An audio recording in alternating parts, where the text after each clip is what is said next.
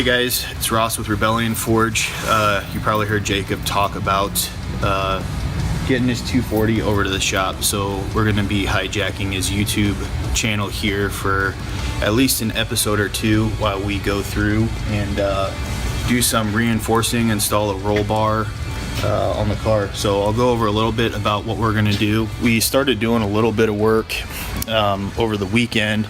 Jacob did this suspension, these suspension plates a while back in a previous video. The cage mounts are going to sit up here, so we got some plates cut and cleaned up, and some reinforcement that we're going to be adding and getting those welded in. He also wants to add some beefier seat mounts, so as you can see, we started getting the floor cut out versus what's in the factory. We still have these two back mounts that we have to pull out, and then we'll be putting reinforcements on the tunnel and on the rocker on this side, and then running tubes across there. Jacob was able to kind of go back and find some really cool documentation of old ISMA race cars from the late 70s and early 80s, and how they reinforce these cars for racing. So you know, rear mount for the cage will go here and run up, and then attach down here, and there will be a harness bar that runs through. He also has his Sparco seat that he's going to be running, so that we can kind of make sure that everything meshes together. We also pulled off the front fenders because there's some reinforcement that we have to do up underneath. Essentially, you can see where I have it somewhat marked right here. There's a bar that runs from the rear radius rod on the suspension back to the rocker panel on this side. So we'll plate this, plate that, and it'll tie the rocker panel to this subframe area. Then up here in the engine bay, there are some pieces where we'll reinforce the tower here. And you can kind of see the marking down here in the corner where we'll be running a bar. Have to notch out the fender well a little bit and clean that up, but it'll run through on this side and then on this side. Jacob already has some bolt-in pieces, but another bar that they would do is then kind of triangulate the engine bay, run it up here, and then another one over here. But he already has a piece for that, similar in the back of the car for that. The other thing that we'll be doing that Jacob has, he has some prefabricated frame rail pieces that run down underneath the car and essentially attach the front of the car to the back of the car and get all stitch welded. So we're going to be doing all that while this is up in the air. Jacob did a pretty decent job of getting the arms fabricated and everything, but he asked me to look over some of the welds as far as his transmission mounts to the chassis and everything. So we'll do a little cleanup on that, but figured I'd give you guys a quick rundown of the 2J-Z that we're going to be working on for Jacob, and what we're going to be doing. We'll have some more video of the progress as we go. Thanks.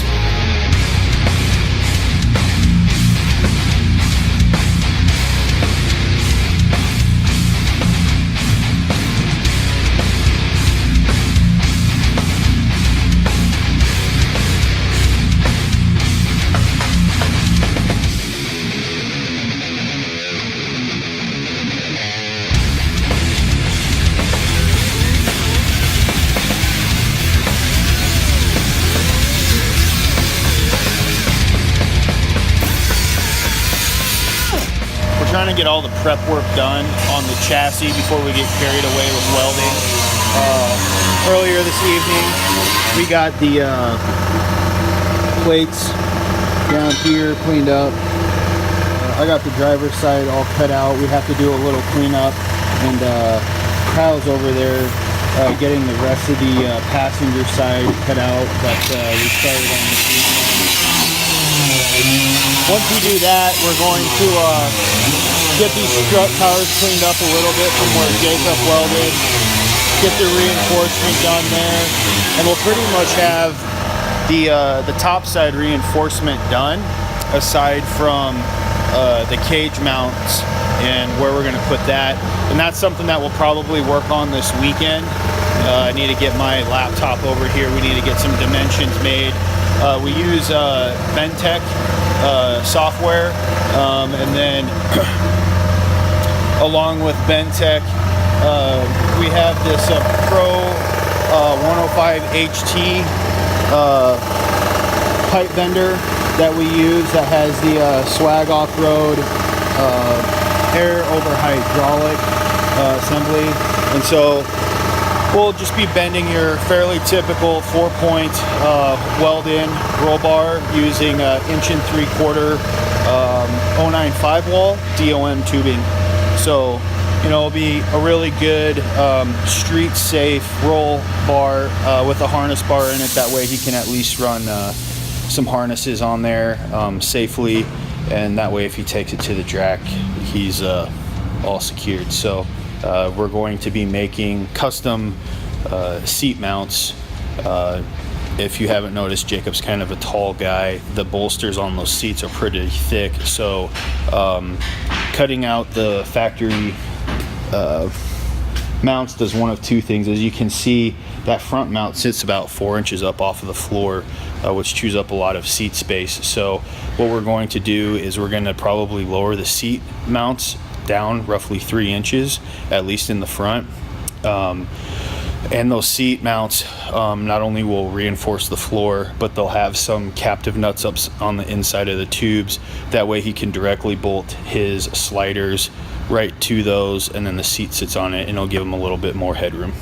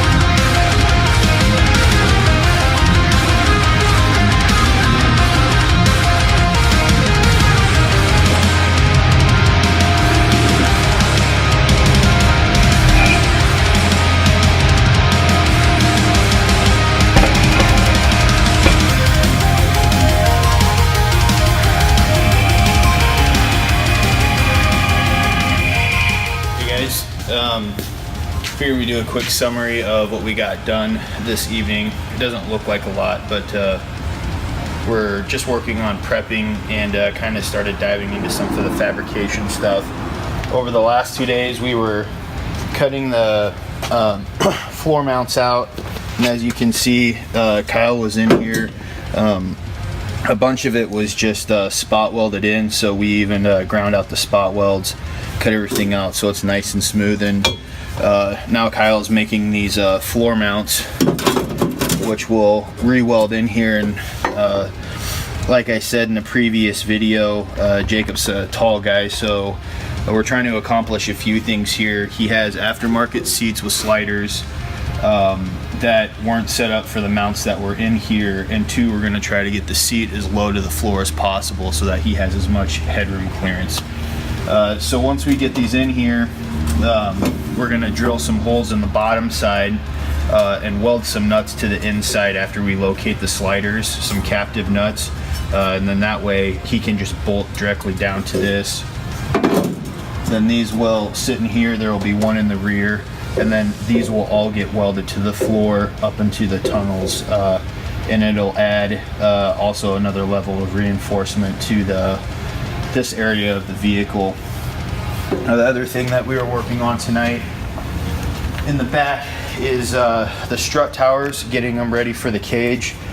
Spent a little time cleaning up the welds around the strut tower, filling them in. They're not perfect, but this area is real difficult to weld in just in general. You have super thin sheet metal down here, maybe 18 or 20 gauge. There's 2 layers of it. In between that, there's glue, which is just a pain in the butt because at any time it'll pop. Jacob put these new top mounts in, which look to be like somewhere between 3/8 and a 1/2 inch. Then you got some 14 gauge, no, this is a 11 gauge here. So you know, a lot of times the rule of thumb is you set your heat to the thinnest temperature. Well, in this case you can't really do that because you're not going to get any penetration. So it requires you to run the welder a little bit hotter than you normally would, but keep it in close proximity to the thin stuff, but the majority of the heat on the thick stuff. So we got this cleaned up, we got these plates in, we got them welded around. There's reinforcement underneath on the inside, so as far as pressure going down on that. Now that we have all that welded up, we got to go to the front. We have the plates cut out for that. We got to get them welded to the strut towers and to the bottom. So what you'll probably see next is Kyle finishing up the floor mounts. I'll be working on the front, getting that stuff done, and then once we have the inside done, we'll put the cage together, then get the car in the air, work on the subframe connectors, and then the 2 brace points to the front radius rod suspension. So that's kind of a quick roundup of what we got done tonight.